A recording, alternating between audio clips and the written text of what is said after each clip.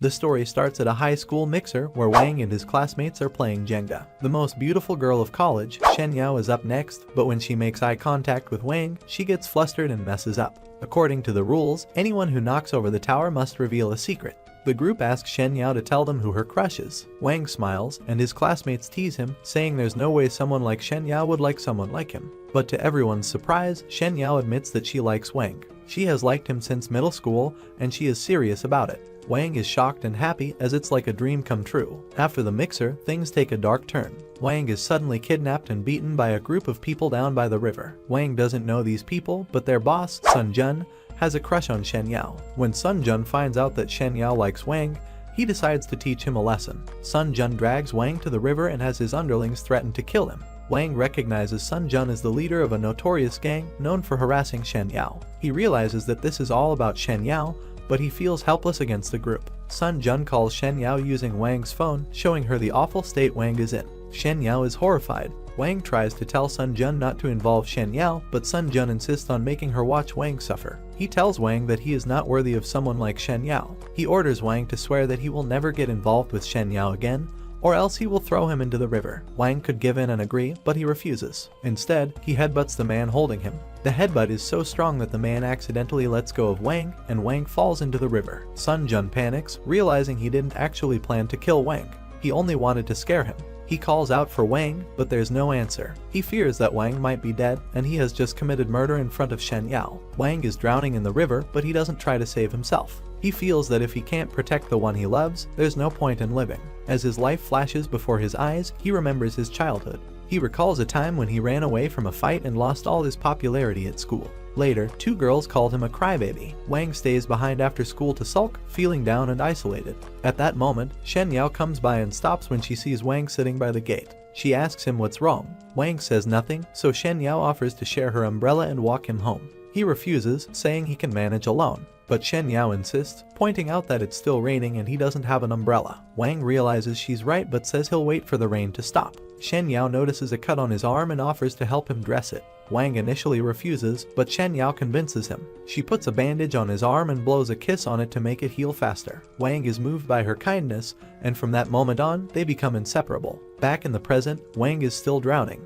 But instead of fighting for his life, he decides to swim down to the light he sees at the bottom of the river. When he reaches the bottom, he finds a glowing cube. He picks it up, and before he can understand what's happening, the cube activates and enters his body. Wang feels intense pain, but then, moments later, he is teleported out of the river and into a wormhole. He ends up in a cube-shaped space. Wang wakes up, still panicked about what just happened. He is alive, but he has no idea where he is. Just then, a system appears before him, explaining that he now has the power to teleport within a 15-meter radius. Wang doesn't believe it, but when he is suddenly teleported to the sky above the canal, he starts to freak out. He is high up, but he is floating safely. He sees Sun Jun, who is still searching for Wang in the river, worried that he might have killed him. Wang finds it funny, but soon he is teleported again, this time to an empty classroom at his school. Now in the classroom, Wang realizes he can teleport, but he has no idea why or how. The system speaks up again, explaining that Wang has unknowingly activated his teleportation ability. Wang wonders if he is losing his mind,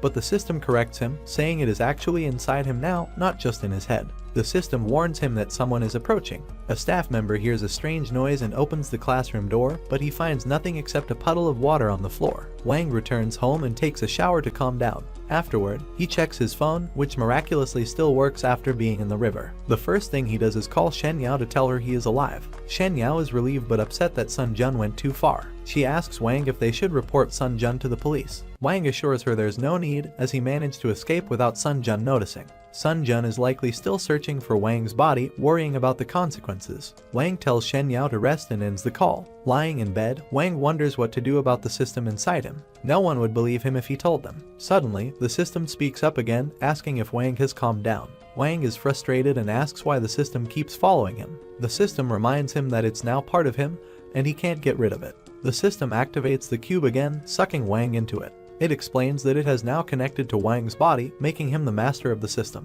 Wang still doesn't understand, so he asks where he is. The system tells him it's a macro space inside the cube, which is much bigger on the inside than it looks on the outside. Wang is still confused, so he asks the system why it chose him. The system explains that it wants to help Wang achieve his dream of becoming the king of the world. Wang practices his teleportation powers with the system, but he soon runs out of energy and almost falls off the edge of a building. The system warns him that its energy reserves are low and limits his teleportation to once per minute. Wang realizes it's dangerous to continue practicing without a break, especially so high up. The system suggests a safer way to practice by using his new sensory powers to see everything within a 15-meter radius. Wang tries it and ends up seeing things he doesn't want to, including a couple in bed and one of his neighbors in the bathtub. He quickly stops, feeling uncomfortable, and tries scanning the garden instead. When a cat locks eyes with him, he gets scared and falls to his knees. The system warns him again that overusing his powers will drain his energy, and soon Wang passes out from exhaustion. Hours later, Wang wakes up in his bed. The system explains that it brought him back to rest because he overdid it. Wang notices that he can no longer hear the system's voice in his head and asks why. The system explains that staying bonded to his body consumes energy and it doesn't want Wang to die from exhaustion. Wang is still trying to grasp the idea that he now has superpowers. He searches online for any information about the cube but doesn't find anything useful. He's on his own. Suddenly, he receives a message from Shen Yao asking if he wants to have lunch with her the next day. Wang is excited but remembers what Sun Jun did to him.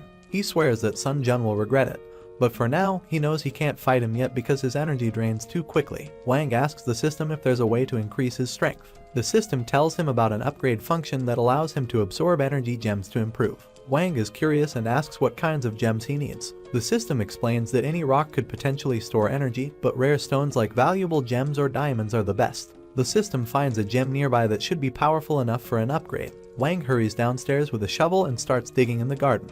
The system tells him to use his spatial awareness to find it. Wang closes his eyes and scans the area, eventually locating a small bright orange pebble near a tree. He's skeptical, but the system assures him that this rock has the power he needs. Wang brings it to his inner cube and watches as it absorbs into his body. Immediately, he feels stronger, and the system tells him that his strength has increased by 2 points and his endurance by 1. Wang is excited, knowing that more upgrades can make him much stronger. The next morning, Wang is tired from staying up all night hunting for energy stones. He rushes to school, and as soon as he arrives, Shen Yao asks him about what happened the night before. But before he can explain, she notices that everyone in class is still teasing her about admitting her crush on Wang. Then, Sun Jun shows up at the school, ordering one of his men to kick a random student. It's clear he's here for Wang. Shen Yao is worried, but Wang tells her to stay calm and go back to her seat. Sun Jun walks up to the class and demands to know where Wang is. Everyone turns to look at Wang, but Wang tries to stay calm, hoping Sun Jun will leave. Unfortunately, Sun Jun spots him and walks toward him. Wang feels a fight is inevitable, but with his new powers, he believes he can handle Sun Jun. He asks the system if he has a chance of winning, and the system tells him it will be an easy win because Wang's combat power is much higher than Sun Jun's. Just then, Shen Yao tries to stop Sun Jun, but he starts insulting Wang. Wang can't stand it anymore and stands up. He apologizes to Shen Yao for letting Sun Jun harass her for so long and says he'll take care of Sun Jun now. Sun Jun grabs Wang by the collar and threatens him, but Wang squeezes his arm so tightly that Sun Jun hesitates. Wang tells him that if he keeps harassing him and Shen Yao, he will make him regret it. Before Sun Jun can react, the class teacher arrives and orders him to leave. Sun Jun doesn't want to attract the police, so he agrees to go. But before leaving, he whispers to Wang to meet him at the North Sea basketball court if he doesn't want Shen Yao to get hurt. Shen Yao asks Wang what Sun Jun said, but Wang brushes it off, saying it wasn't important and that his head hurts. He decides to skip class for the day. Later, at the basketball court, Sun Jun is still angry about Wang's strength. He can't believe Wang was able to overpower him. He tells himself it was a fluke and vows to make Wang pay. Wang arrives at the court and demands to know where Sun Jun is. Sun Jun is sitting at the top of the bleachers, laughing. He reveals that he never intended for a one-on-one fight with Wang. He plans to have his entire gang jump Wang. The system warns Wang that there are 13 people against him. Wang asks the system for his chances of winning, and to his horror, the system tells him he only has a 20% chance of success. Wang starts to feel nervous, but Sun Jun mocks him, thinking Wang will back down. Sun Jun orders his men to surround Wang, giving him one last chance to apologize. Wang insults Sun Jun and his gang, trying to get Sun Jun to fight him one-on-one. Sun Jun sees through this and refuses to accept the challenge. One of his men, King, steps forward, ready to fight Wang for Sun Jun. Tiang is known as the strongest fighter in Sun Jun's gang, and everyone expects Wang to lose. Wang asks the system to analyze Kang's combat power, and it reveals that Kang's power is only 10, meaning Wang can beat him. Kang picks up a basketball and throws it at Wang. Wang dodges it easily, and when Kang tries to punch him, Wang blocks and weaves like a pro. Meanwhile, Shen Yao is back in class, worried because Wang won't answer his phone. She decides to do something about it. Back at the basketball court, Kang is tiring out, unable to land a single hit on Wang. Wang knows it's time to finish this. When Kang charges at him again, Wang grabs his leg and lands an electric punch, sending Kang crashing into a wall. The other gang members are stunned by Wang's strength, and they turn to Sun Jun for guidance. Sun Jun laughs it off, saying that even though Wang defeated Kang, there are still too many of them for Wang to win. Wang asks the system if his chances of winning against the gang have increased. Since one person is now out cold, his chances are 30%, but that's still not enough. He prepares to fight them all at once. Wang starts fending off their attacks but is quickly overwhelmed. He gets kicked from behind and decides to take it personally. He turns and kicks the attacker, knocking him out instantly. Wang throws the guy in front of Sun Jun. Sun Jun becomes worried and orders his gang to surround Wang. Wang knows he can't get cornered, so he flips onto the bleachers and runs, creating some distance. He leg sweeps one person but is grabbed from behind. He tries to shake the attacker off but gets kicked in the gut and knocked to the ground. Wang won't let them catch him off guard again. He gets back up and gets ready to face them all. At first, he struggles with their constant attacks, but this time, he senses a sneak attack and dodges it. He grabs the leg of the guy who kicked him and throws him into Sun Jun's face. Sun Jun begins to realize just how powerful Wang is. Wang starts walking towards Sun Jun, but the system warns him that he's low on energy. He's too weak to fight Sun Jun now. Even if it's just a bluff, Wang still wants to scare Sun Jun enough that he never bothers Shen Yao again. Just then, the boss of the South City gang, Huo Huan, shows up. He mocks Sun Jun and his gang for losing to one person. Huo Huan tells Sun Jun that if he can't beat Wang, he has no right to call himself the boss. Wang realizes there is some history between the two gangs, but he doesn't want to get involved. Huo Huan decides to send his men to fight Wang, just to prove a point. The system warns Wang that he doesn't stand a chance against them with his current energy. Wang has no choice but to run. He asks the system to teleport him, but the cooldown is still active. He keeps running until he reaches the stairs. When the cooldown ends, he teleports and turns off the lights, leaving the gang in the dark. Wang teleports behind Huo Huan and slams him into the ground. He takes down the rest of Huo Huan's gang, leaving them stunned. When the lights come back on, Wang is the only one standing. Suddenly, they hear a man yelling outside the gym. Shen Yao must have called the cops because she's worried about Wang. The police are trying to get through the locked doors, and Shen Yao is urging them to hurry. Wang realizes he can't leave the building without being caught, so he needs a quick plan. He looks at Sun Jun and teleports in front of him. Sun Jun drops to his knees and starts begging for forgiveness. Wang sees an opportunity and decides to bluff. He says he will forgive Sun Jun, but only on one condition. Just as the police break in, they see Sun Jun holding Wang by the collar and pretending to punch him. Sun Jun and Huo Huan get in trouble for starting a fight, but Wang walks away free, convincing the police he was just an innocent bystander. He also gets Sun Jun to promise that he will never bother Shen Yao again.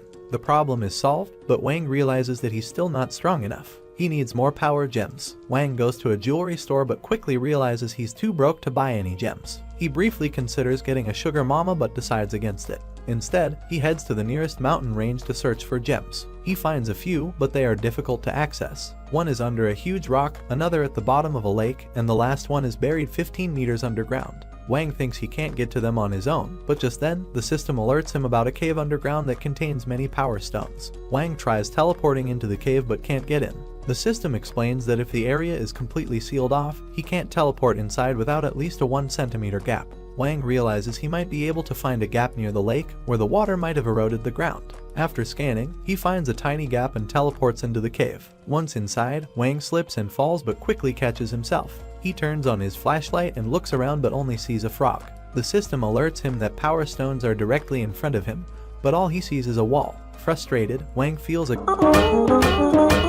gust of wind and realizes there must be a hole somewhere. He finds the gap and teleports through it. He enters a new section of the cave but nearly falls off a cliff. He manages to save himself but loses his flashlight in the process. He decides to rest and try to spot the gems. He finally sees the power stones on the other side of the cave, but they are out of his teleportation range. A giant snake sneaks up on him, and just as it's about to strike, Wang teleports from rock to rock until he reaches the gems. However, he's unaware that the snake is still following him. Wang decides to walk the rest of the way while waiting for his teleportation cooldown. When he gets close enough, the system detects 12 power stones nearby. Wang is excited but hesitant because the platforms near the stones are narrow. He doesn't want to risk falling to his death. Just before the snake can bite him, Wang teleports down and grabs onto a rock. He ties a rope around himself for safety and starts mining the stones. He's ecstatic when he retrieves his first gem, but when he goes for the second one, he slips and drops it into the bottom of the cave. Panicking, Wang uses his spatial awareness to locate it but instead senses the snake right next to him. As the snake attacks, Wang slips and falls off the pillar, but the rope stops him from falling further. The snake misses but falls into the water. Moments later, the rope snaps and Wang falls into the water as well. The snake grabs him and starts squeezing, but Wang can't teleport while it's holding him. In a last-ditch effort, he stabs the snake with his shovel, causing it to release him.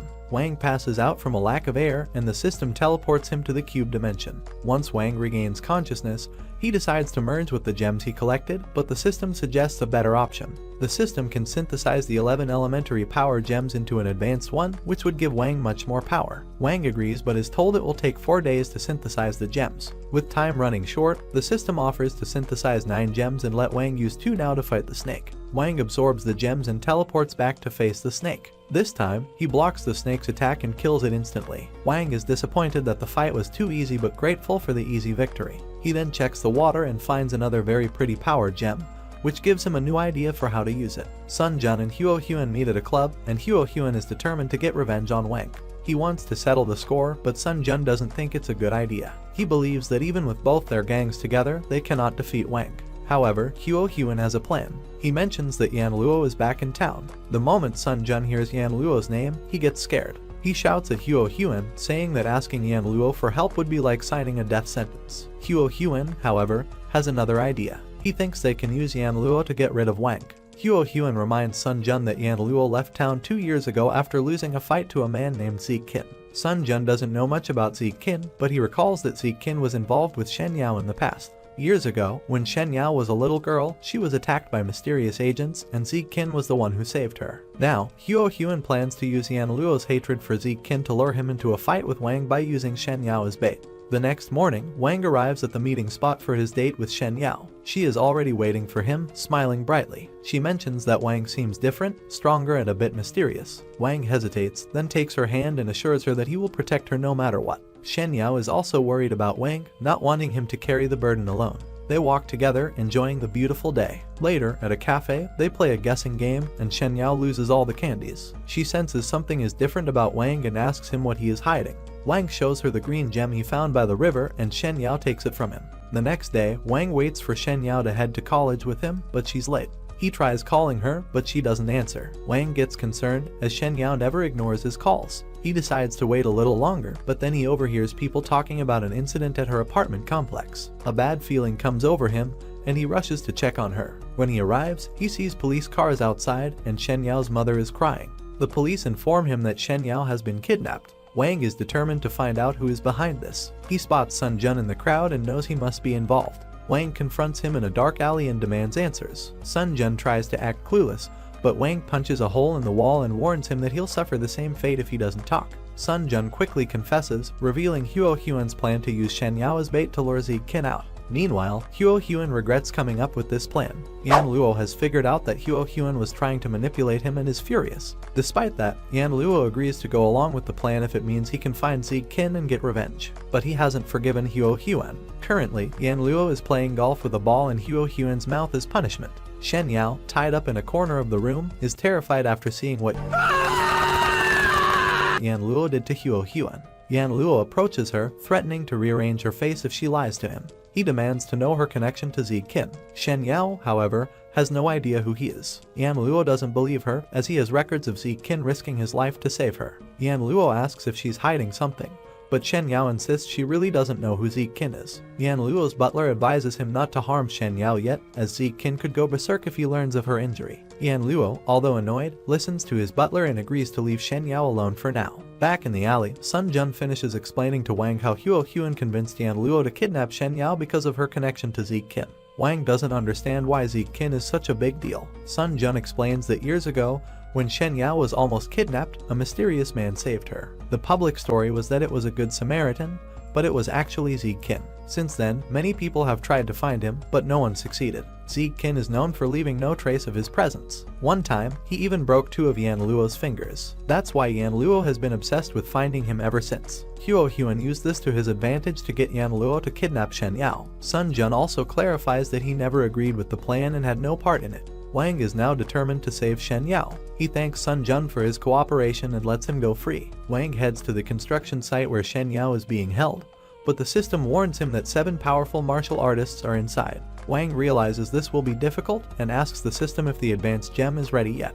The system tells him it will take another 30 minutes to process the gem. Wang considers waiting for the upgrade, but he can't risk wasting time while Shen Yao is in danger. He heads toward the building and is spotted by Yan Luo and his team. Even though Wang isn't Ziegkin, Yan Luo decides to have some fun by tormenting him. He orders his martial artists to fight Wang, but only one at a time, as it wouldn't be fun to jump him all at once. Wang walks up to the front gate, ready to break the lock and get inside. However, a martial artist named Pablo stops him, warning that the lock is reinforced with a supernatural barrier. If Wang tries to break it, he will suffer severe backlash and likely die. Wang demands the key, but Pablo refuses, stating he has orders to kill anyone trying to go upstairs. He gives Wang a chance to turn back. Wang, however, has no intention of giving up on Shen Yao. He knows he must defeat Pablo to continue. The system tells Wang that Pablo's power level is 52, while Wang's is only 50, putting him at a disadvantage. Pablo throws the first punch, and it seems like a fatal blow, but Wang manages to dodge in time and lands a kick on Pablo's face. However, it does no damage. Pablo is much stronger than Wang, and even though Wang is faster,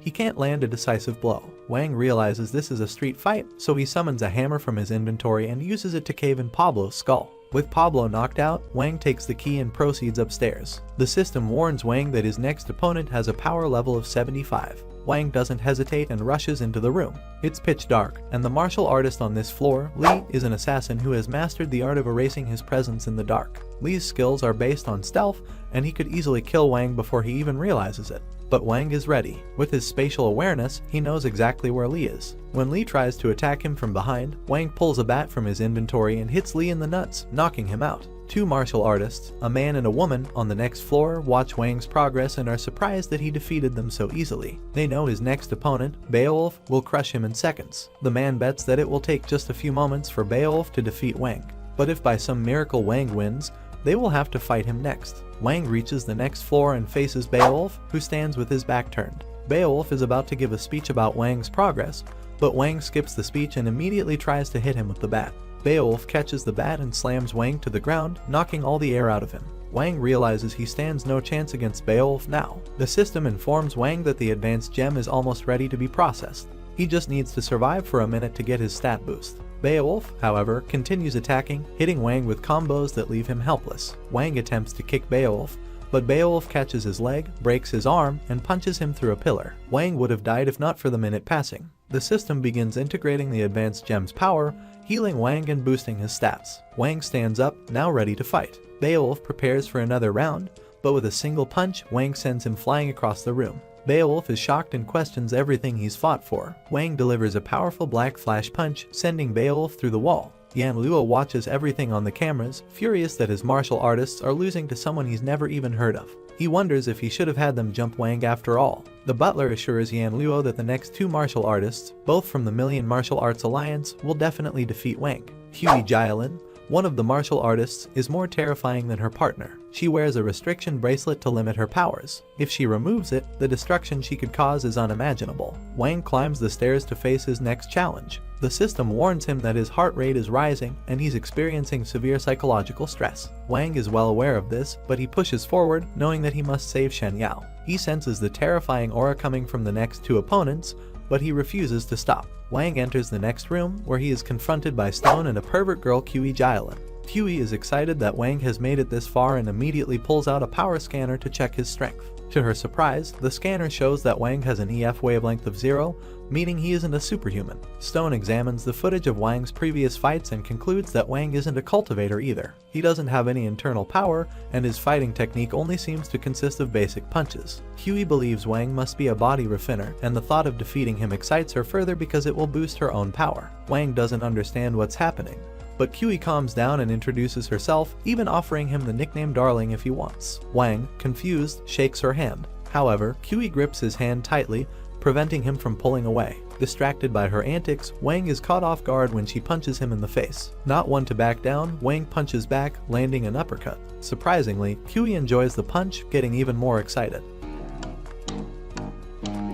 Wang, feeling uncomfortable, calls her a pervert, but Kiwi takes it in stride and presses on, charging at him and repeatedly punching him in the gut. Wang tries to stop her by grabbing her hair, but she asks for more, which catches him off guard. She kicks him across the room, walking towards him with a devious smile. Stone warns Wang that he's no match for Kiwi and suggests he start saying his final prayers. Before Wang can respond, Kiwi sidekicks him into a pillar. The force of the kick knocks the wind out of him, but when Wang looks up, Kiwi seems to taunt him to fight back. Wang gets up and goes all out, landing a punch straight to her face. Even with blood coming from her nose, Kiwi smiles because she loves the pain. She encourages Wang to keep going, and Wang starts hitting her with a left-right combo repeatedly. Kiwi is thrilled by the attacks, but after a while, she seems disappointed, saying that this is all Wang can do. She roundhouse kicks him to the floor, preparing to activate her powers. However, Stone stops her, warning that using her full powers here is too dangerous. Kiwi ignores him and decides to drain Wang's energy, believing it will make her stronger. She leaps up, slashing at Wang's arm with her claws. Wang doesn't have time to defend himself,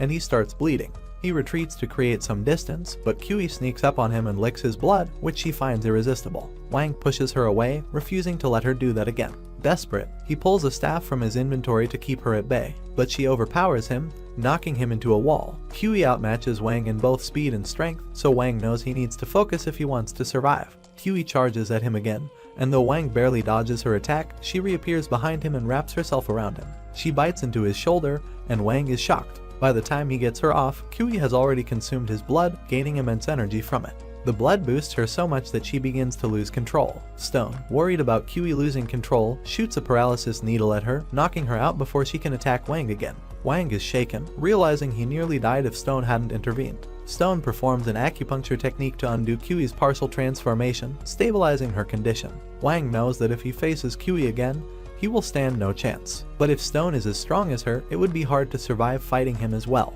Stone seems distracted by Kiwi, so Wang takes the chance to grab a brick and tries to sneak up on him. Stone, however, notices Wang and uses his powers to send a gust of air, blowing Wang back. Wang is caught off guard and realizes that fighting Stone will be much harder than he expected. Stone launches a wind slash at Wang, but the system warns Wang at the last moment, allowing him to dodge it. Stone is about to attack again, but Kiwi starts to lose control again. Stone tells Wang to go save his friend, offering a truce. Wang knows this is his only chance to survive, but he isn't sure if he can trust Stone. He tries to bluff, saying that if Stone doesn't admit defeat, the fight will continue. Stone, knowing he could beat Wang, reluctantly agrees to the truce but swears that if he breaks the blood oath, he will turn to dust. Stone performs the oath and hands Wang a coin as a symbol of their agreement. Wang, still cautious, takes a video of the blood oath before leaving. Stone, frustrated, makes a call to Misha, explaining that Kiwi is unconscious and he can't explain the details. Misha agrees to meet with him soon. However, when Stone finishes the call, he's shocked to see Misha unconscious on a rooftop, attacked by none other than Zeke Kin. Meanwhile, Yan Luo has stopped watching the footage, believing that Wang will never defeat Stone and Kiwi. However, when Chu Mushin, the last assassin, gets up and walks toward the staircase, Yan Luo grows nervous. He asks Chu what he's doing, and Chu replies that all the other assassins are defeated, so he's going to join it. Yan Luo realizes that only Zeke Kin is strong enough to get past Stone and Kiwi, but his butler assures him that the person responsible for the defeat is not Zeke Kin. It's Wang. Yan Luo panics as the butler warns him that it's too risky to continue trying to lure Zeke Kin out. Yan Luo refuses to back down, though, and asks Chu if he can still help. He offers to pay triple, but Chu refuses, feeling insulted. He releases a powerful energy slash at Yan Luo, who is almost decapitated, but his butler blocks it in time. The butler warns Yan Luo not to anger Chu again, or he won't be able to save him next time. Wang punches down the door to the next floor and steps into an empty room. The system previously told him there were 7 powerful people in the building, and so far, he has fought 5 of them. That leaves 2, and Wang expects to face 1 here. However, the room is strong enough to land such a forceful kick. Wang, desperate, throws bottles at Chu in an attempt to stop him. Chu easily blocks the bottles, and when Wang charges at him, Chu kicks him in the gut. Wang struggles to land a hit, as Chu's technique is much more advanced. Despite the challenge, Wang continues to fight, even resorting to throwing dirt into Chu's eyes. While Chu is temporarily blinded, Wang takes the chance to land a few punches, but Chu still manages to hold his ground. After a moment, Chu Mushin jumps back to the beams and uses eye drops to restore his sight. Now back to full strength, Chu catches Wang's punches and uses an explosive talisman, attaching it to Wang's chest and punching him back. Wang is slowing down, but Chu does not give him a moment to recover. He hits Wang with a flurry of powerful kicks, knocking him through a wall. Wang gets back on his feet, only to see Chu's puppet zoom past him. The puppet starts firing green energy blasts, forcing Wang to dodge and run around the room. Wang eventually knocks the puppet out of the air but is distracted long enough for Chu to sneak up behind him. Wang turns just in time to block Chu's punch, but it is so powerful that Wang spits up blood. Chu is pleased with his attack,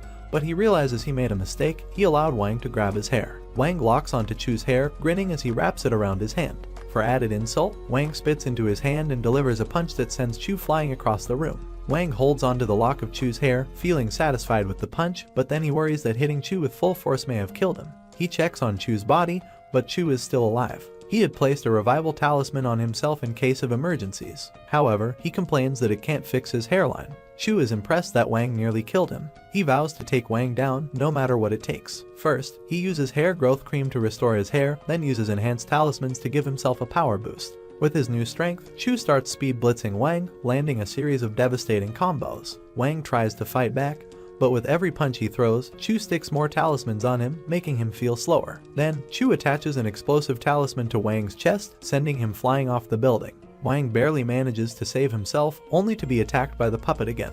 He grabs it to stop it from blasting him, but Chu uses his control thread to swing Wang around the building and slams him into another wall. Wang feels like he's going to pass out, but he slowly regains his senses, only to see Chu walking toward him. Chu boasts about the cost of the talismans he used on Wang, but Wang doesn't care. Soon, Chu activates the talismans, making Wang's arm feel so heavy that he can barely move. Chu prepares a special explosion talisman and throws it at Wang, causing a huge fiery explosion. Yan Luo watches the fight from the security cameras, impressed by Chu's strength. He believes the fight is over, but just as Chu thinks he has finally killed Wang, Wang emerges from the flames, completely unharmed. Wang had summoned a shovel just in time to shield himself from the explosion. Furious, Chu sends his puppet after Wang again, but Wang uses his shovel to smack it out of the air. Wang grabs the control string of the puppet, and because he's weighed down by the talismans, Chu can't pull him. Wang drags Chu over and punches him away. He then proceeds to knock Chu around, playing a human paddle ball until he sends him crashing into a wall. Wang, exhausted but relieved, hobbles to the final door to save Shen Yao.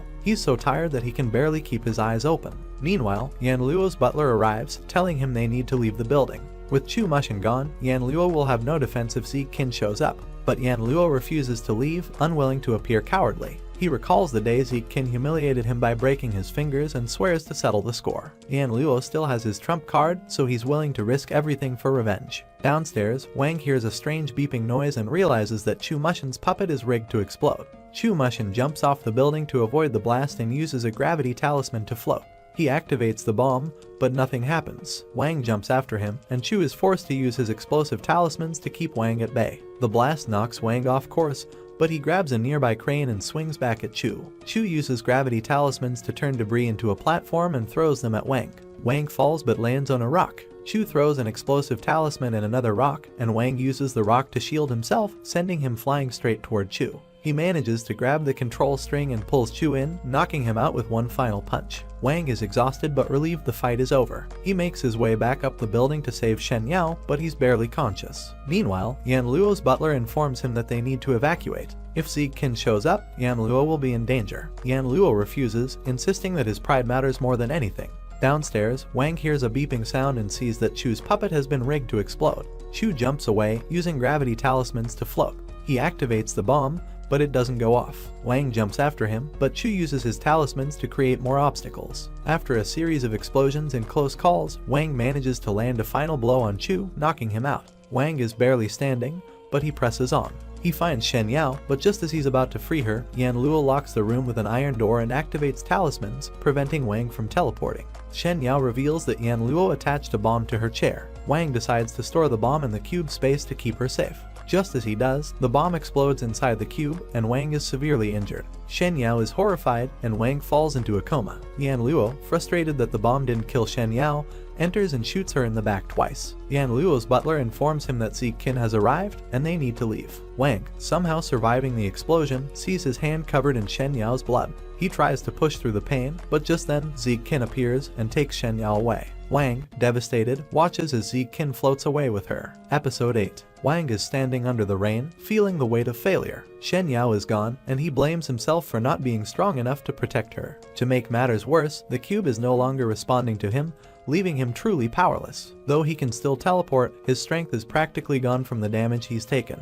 There's no hope of rescuing Shen Yao now. Just then, a car pulls up behind him. A woman named Mu Yuqian steps out, holding an umbrella. She approaches Wang and asks to talk. Wang ignores her, but she catches his attention by saying she knows where Yan Luo is. This piques Wang's interest since he still seeks revenge on Yan Luo for shooting Shen Yao. Mu Yuqian agrees to tell him, but only if he comes with her. She takes him to a restaurant where she begins by asking Wang why he thinks superhuman abilities aren't public knowledge despite the chaos they can cause. Wang assumes the superhumans are just good at covering their tracks. Mu Yuqian corrects him, revealing there's an organization that covers up superhuman activities. Wang doesn't care about this, but she insists he should start paying attention because she's been protecting him from the shadows for a long time. Wang, feeling suspicious, points out that Mu Yuqian has 3 men ready to shoot him. Mu Yuqian panics slightly but remains calm. Wang, using his spatial awareness, warns her not to make any sudden moves. He tells her he doesn't want to fight, but he doesn't appreciate the guns being pointed at him. Mu Yuqian calms down and explains that a newly awakened superhuman like Wang is in danger of being targeted by others. That's why she has been protecting him.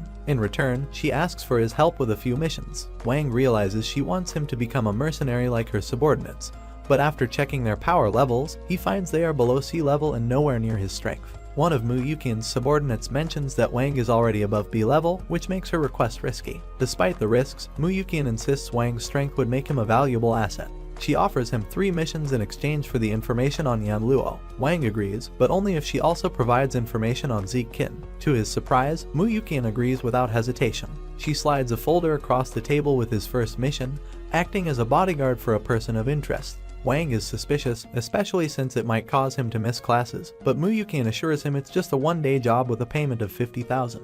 Wang is still unsure but agrees to the job, questioning why she thinks he would trust her. Mu Yuqian explains that bringing him here for a friendly chat should prove her sincerity, despite the gun she almost pulled. Wang still feels uneasy, but he's desperate for any information on Yan Luo. Mu Yuqian tells him that to prove his qualifications, he must take an assessment test first. Mu Yuqian and her team leave the restaurant, leaving Wang alone with the mission folder. He doesn't like the idea of working for these strangers, but he knows he has no other leads. The next day, Wang follows the GPS Mu Yuqian provided, which leads him to a forest. He wonders if he's lost but eventually finds a house hidden among the trees. The front gate opens, and inside, several other fighters have gathered for the same assessment. After a few minutes, a man named Shu steps forward. He tells the group that to be chosen as a bodyguard, they must demonstrate loyalty, observation, quick thinking, and strength. The first test will assess their observation skills. The test room looks like a casino. Each contestant is given 5 chips and needs to obtain 10 chips to advance. Stealing is forbidden, so they can only win chips by defeating other contestants. Wang wasn't expecting this kind of test, but he's relieved he doesn't have to fight anyone. The only problem is, he doesn't know how to win chips. A man walks up to him and advises that he stay away from the slot machines since they are rigged. Instead, he suggests Wang try his luck with the high-low game, as it offers a good chance of winning. The man also mentions that the card games are rigged, so playing against the house will almost always result in a loss. He proposes a bet with Wang, but before he can explain further, Wang spots a coin game being played. Wang watches the game and quickly realizes it's a scam. The person playing before him lost all his chips to the attendant.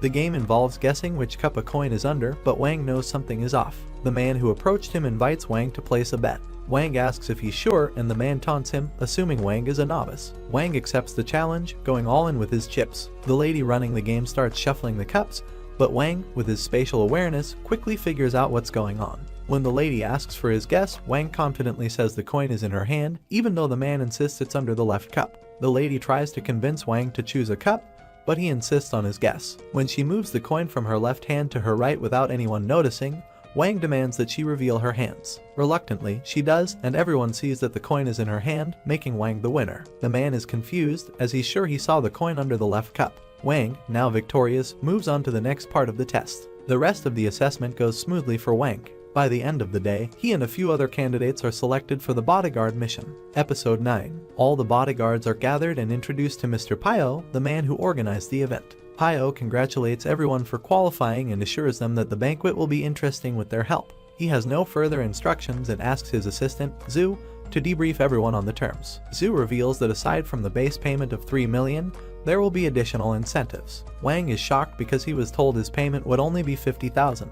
When he asks about the 3 million, Zhu explains that the advanced payment has already been sent to Mu Yuqian, his agent. Wang realizes he has been scammed, but there's nothing he can do now. Zhu tells everyone that the banquet starts in 6 hours and they will be briefed during the ride there. During the car ride, a woman named Jasmine hands Wang and another bodyguard a folder with confidential information. The banquet is held in State H and involves 7 missions. One of the missions is an auction, and Pio is after a specific item, an ancient mask. Jasmine shows them a picture of the mask and explains that their job is to help Pio acquire it at all costs. While reviewing the folder, Wang notices a picture of something called the Obsidian Essence. This catches his attention because when the cube was destroyed, the system mentioned something about needing to acquire something with obsidian in its name. Wang wonders if this could be the same thing. If it is, this could be his chance to get the system back. Just then, a sharp headache hits Wang. Jasmine notices and asks if he's okay. Wang brushes it off, telling her there's nothing wrong and returns to reading the folder. Although he was scammed on the payment, if this mission leads him to the Obsidian Essence, it could be worth it. After that, he plans to go after Yan Luo to make him pay for shooting Shen Yao. The bodyguards arrive at the banquet hall, where guests are mingling and drinking. Now that everyone is here, the banquet officially begins. The bodyguards are told they'll start with a game called Warrior's Bell. A trapdoor opens in the floor, and a guest is horrified when he looks down. Instead of a regular fight, they are facing a massive alligator. The announcer assures everyone that the pit is covered with bulletproof glass, so they are safe. But the bodyguards are told they must go into the pit one by one and try to grab the bell around the alligator's neck. The prize for success is 2 large stacks of gold. But there's a catch, they must either leave with the bell or die. Wang realizes the bodyguards are nothing more than entertainment for the rich guests. The first bodyguard enters the pit with a spear and shield, but instead of using stealth, he yells and charges at the alligator. The alligator immediately attacks, killing the man. The announcer is disappointed that the bodyguard couldn't even put up a decent fight. He reveals the alligator is a bioengineered model, far stronger than a normal one. The announcer increases the prize pool by 30% and asks if anyone else will volunteer. Another bodyguard, Hayar, steps up. He plans to keep his distance from the gator and use pole arms to attack from afar. Wang wonders why anyone would take such a risk, but a fellow bodyguard explains that the contract specifies if no one volunteers, someone will be picked at random to fight. Wang is frustrated that this is unfair, especially since he's only receiving 50,000 out of the 3 million payment. It's clear that eventually, he'll be forced to participate in one of these games. While waiting, Wang notices a man on the balcony glaring at him. His fellow bodyguard warns him not to stare. The man is part of the Rugger Banquet Committee and maintains order. In the cage, Hayar uses his speed and accuracy to land hits on the alligator, but despite his efforts, the alligator remains strong. When Hayar goes for a finishing blow, the alligator swipes its tail, killing him instantly. The announcer raises the prize pool again and asks if anyone else will volunteer. This time, no one steps forward, but then one of Mr. Pio's bodyguards, a blue-haired girl, whispers to him. He announces that if any of the bodyguards can defeat the gator, he will personally pay them double the prize. This motivates the bodyguards, who start discussing the possibility of clearing their debts with the reward. A bodyguard named Fabian Modi asks his boss, Mr. Sanmu, for permission to fight the gator. Sanmu hesitates but allows him to go. Before Modi enters the cage, another bodyguard named Gold Poison steps up, claiming he also wants to fight the gator. The announcer is excited about this as it turns into a last man standing event. Wang learns that in such events, 2 fighters must fight each other to decide who will face the gator. Wang wonders why Gold chose to make it a last man standing event. The others explain that even if Gold wins, he will likely run out of energy before facing the gator. As the fight begins, Sanmu tells Modi that if he wins, he will be rewarded with a vacation, a raise, and a promotion. Motivated, Modi prepares for battle. However, Gold sneaks up behind Modi, biting his neck and draining his blood. Gold's power comes from absorbing the blood of his targets, which makes him stronger. But after the effects wear off, Gold becomes weak to light and low temperatures. Gold wins the last man standing and is allowed to enter the cage to fight the gator. The announcer notices that Gold hasn't chosen a weapon, but Gold confidently tells him that the gator doesn't need to be fought with a weapon. Once in the cage, the gator charges at Gold, but he dodges and lands on its head. Gold kisses the gator's head, and in a moment, the gator's head is chopped off. Gold claims to be an animal activist, so he made the kill as quick and painless as possible. Gold returns with the bell, and Mr. Pio congratulates him for killing the gator. Gold refuses the prize, saying he'll take the gold later. With the first monster defeated, the guests ask if there's anything else to see. Mr. Pio assures them that the best is yet to come. The next beast is revealed, and Wang senses something dangerous approaching. a massive creature emerges from the shadows. It is a beast with the speed of the fastest cars and the strength of dozens of bears. The announcer reveals it as Tawu, the ultimate creation of Do Biotech. Everyone starts panicking when they see the monster Do has released. Do is proud of his creation and explains to the crowd that the monster's only weakness is its cruelty. It tends to kill anyone around it, including the poor man who was supposed to put a bell on its neck. But Do doesn't care about innocent lives. When Tawu finishes eating, Do invites anyone brave enough to face it. A challenger steps up, enters the cage, and attempts to strike Tawu, but the monster leaps away and scratches the glass, creating panic among the audience. Do tries to calm everyone by assuring them the glass is unbreakable, but when Tawu headbutts the glass and cracks it, Do's confidence wavers. The challenger, angered by Tawu's behavior, tries to attack it from behind. Tawu, much faster, kills the man in one strike. It grabs the sword and looks at Do, ready for revenge. The monster attacks the glass with the sword. Do begins to worry and calls for backup. Wang realizes what has caused Tawu's anger. He remembers that Gold Poison, a bodyguard, had sprinkled gold dust on the floor when they fought the alligator. Wang now believes it was meant to provoke Tawu. Tawu finally breaks the glass and everyone panics, especially Do, who realizes Tawu is after him. Just as the monster leaps towards Do, Murang, an order keeper, intervenes and kicks Tawu away. Do thanks Murang, runs away, and asks if he needs to call in armed guards. Murang says it would be useless as regular guards would only be killed. In the meantime, Pio asks Do if the chaos is part of the show, but Wang sees through the ruse and suspects that Pio's group is responsible. Mumu, the blue-haired girl, sneaks away from the crowd. Wang doesn't notice her as he's using the distraction to steal the obsidian from the treasure vault. He begins to walk away, but the 4 order keepers arrive to deal with Tawu. One order keeper knocks out the monster with a punch to the head, and Wang is disappointed by how easily they handle it. However, he soon realizes Mumu hasn't returned, and she must be up to something. Meanwhile, in the mansion, security learns about the incident, but the order keepers have controlled the situation. Suddenly, the lights go out. One guard goes to check the issue but is knocked out by Mumu. She locks him in a storage closet and continues her mission. To avoid being seen by the security cameras, Mumu interrupts the feed and climbs down an elevator shaft. At the bottom, she encounters a set of doors that requires a biometric scan. Mumu uses a glove with fake fingerprints to bypass the scan and enter the treasure vault. But before she can proceed, an order keeper catches her. They fight, and though Mumu is skilled, she struggles. During the fight, she loses her hat. Suddenly, a guard sneaks up behind her with a gun, but Mumu quickly disarms him and knocks him down. She grabs the unconscious guard and throws him at the second guard. She's about to face the order keeper when Wang arrives just in time, catching the order keeper's arm. Mumu is surprised and asks what Wang is doing there. He wasn't part of the plan. Wang pretends to be clueless and overpowers the order keeper, breaking his arm before knocking him out. Mumu is impressed by Wang's strength but wants to know why he's helping her. Wang explains that he's her bodyguard, and it makes sense that he would follow her on a dangerous mission. He reveals that he already knew she was the real leader and that Mr. Pio was just a figurehead. He points out that the boss doesn't stand in front of the bodyguard if they can protect themselves, which is why Mumu is in charge. Mumu admits Wang is right but says it doesn't matter because the noise will attract more order keepers soon.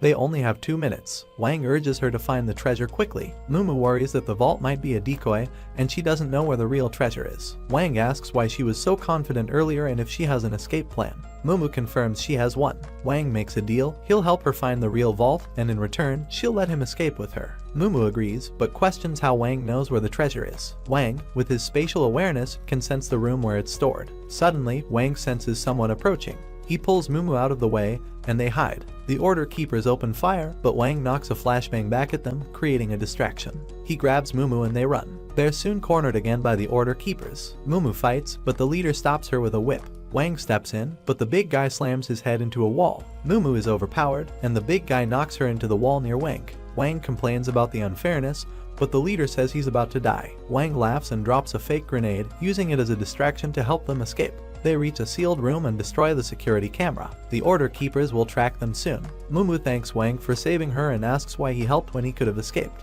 Wang says he needs intel on Yan Luo and Zeke Qin to find Shen Yao. He couldn't leave her to die. They can't stay here long, so Wang makes a plan. A few minutes later, the order keepers walk down the hall. Wang steps out, telling the leader he left Mumu behind because she would slow him down. The order keepers are shocked, and the leader orders one of them to find Mumu. Wang wants this. Once the third order keeper leaves, Mumu drops from the ceiling and attacks the leader. The big guy tries to sneak up behind her, but now it's a fair 2-on-2 fight. Wang helps Mumu and knocks the big guy into a wall. Mumu defeats the leader. With the order keepers down, they rush to the treasure room. Wang makes a hole in the wall so they can enter. Mumu finds the scroll she was after and claims it. Wang tells her he's not interested in it, he's looking for the obsidian cube essence. And after he gets it, they prepare to leave. Mumu mentions an escape route through a drainage pipe in the biotech lab, but Wang feels uneasy about the plan. The Order Keepers are regaining consciousness, but their mysterious master appears. Seeing them in a pitiful state, he gives them pills and tells them to take them. In the lab, the professor learns that Tao 17 Seconds' body has been recovered. His assistant asks if they should start collecting data, but the professor is uninterested.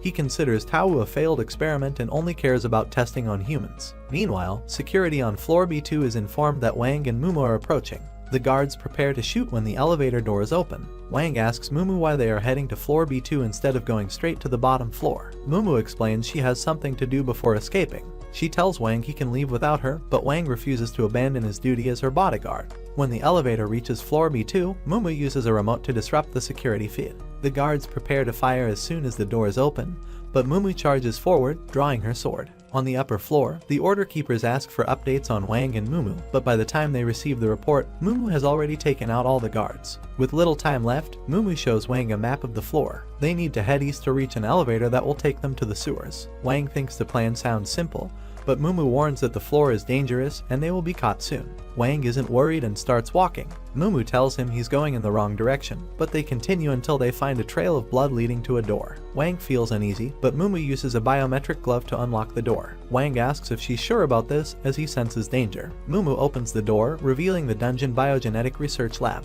Wang asks why they're here when he thought they were heading for the sewers. Mumu tells him this lab holds something she needs to investigate. She warns they must hurry before the guards arrive. Wang asks what kind of research involves monsters like Tao.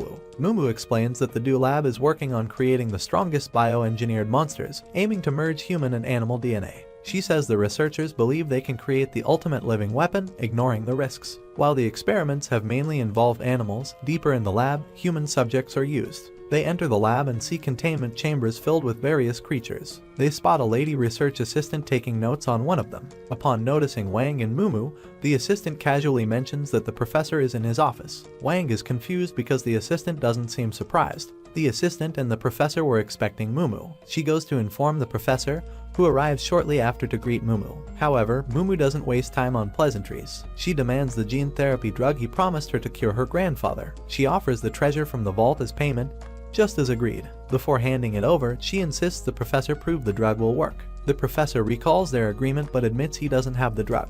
Instead, he shows Mumu his research, claiming that the human body can be greatly enhanced by cross-species DNA. He has achieved a 95% fusion rate between species and was close to a breakthrough when Du cut his funding. Mumu asks why Du stopped his research if it was so promising.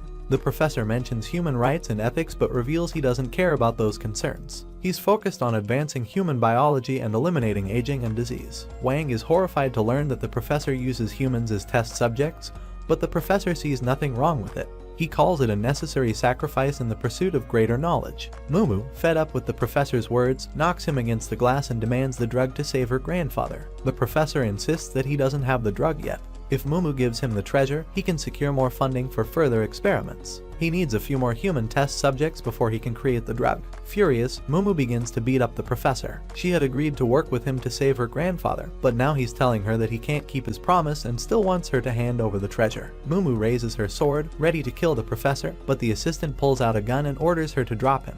Mumu isn't intimidated by the gun, but when the assistant insults her, calling her an insignificant obstacle, Mumu turns to fight the assistant instead. She quickly realizes how foolish she was to trust the professor but comes up with a new plan to save her grandfather. She decides to destroy the lab on her way out to stop the professor's experiments. Just then, Wang suddenly feels energy building up inside him. Moments later, he is pulled into his cube space. Mumu is shocked to see that Wang has disappeared. She assumes he has abandoned her to escape on his own and becomes furious. With Wang gone, Mumu decides to destroy the lab herself. The professor begs her not to, explaining that his experiments are his life's work. He views them as his children, but Mumu is indifferent to his feelings. Inside Wang's cube, he discovers that the system is back online. The energy from the obsidian essence has rebooted the system. Wang is glad to hear the system's voice again, and it informs him that his abilities have been upgraded.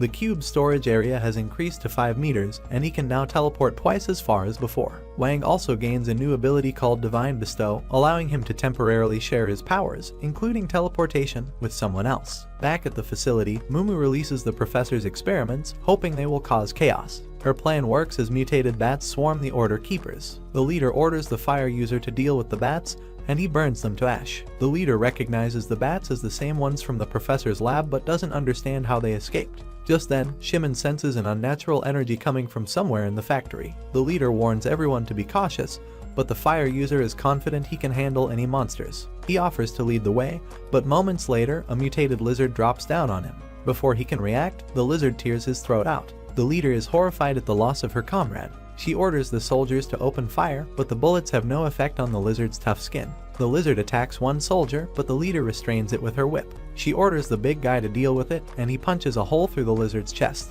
Meanwhile, Mumu is heading for the exit when she reaches a dead end. The map shows a path leading to the sewers, but it's blocked. Before she can figure out how the path was obstructed, the remaining Order Keepers attack. Mumu fights back, but she's outnumbered. The leader asks if she has any last words, but Mumu remains silent, preparing to fight. The leader attacks, and Mumu counters, but the leader's whip wraps around Mumu's arm, paralyzing her. The big guy punches Mumu with all his might. She survives the first punch, but the second one would kill her. Just as the big guy prepares to strike again, Wang teleports in and knocks him out. Wang asks if Mumu is okay, but she's furious. She almost died without his help. The leader is confused and asks Wang how he got there, but Wang doesn't answer. He warns her that he senses a horde of monsters approaching.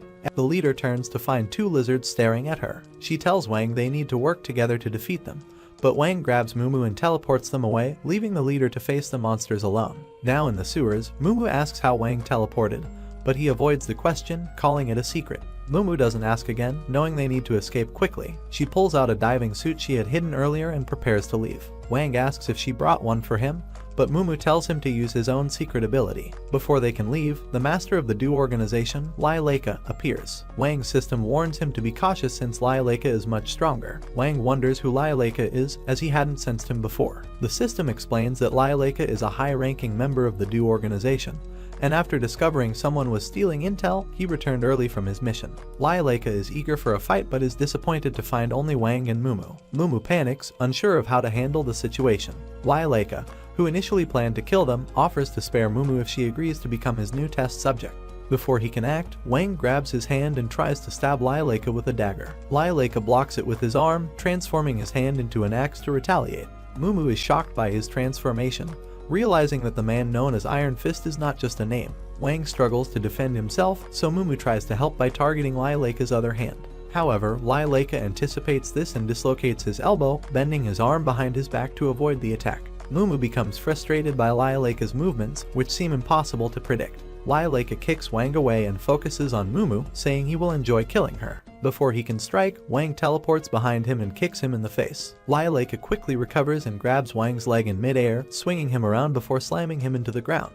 Mumu throws a dagger to distract Lai Leica and attempts a sneak attack, but he easily dodges. Wang tries to attack Lai Leica while he's focused on Mumu, but Lai Leica predicts the move. However, Wang surprises him by teleporting mid-attack, scratching his face. This unsettles Lai Leica, who admits that he underestimated them. He asks if Wang's teleportation is a forbidden technique, but Wang doesn't respond. Mumu asks Wang if they stand a chance against Lai Leica, but Wang thinks it's unlikely. He suggests they might survive if they run, but they need a distraction. Wang asks the system to use his Divine Bestowal ability to transfer some of his energy into the dagger. The system warns that only 25% of his energy can be transferred, which will increase the risk of the dagger exploding by 60%.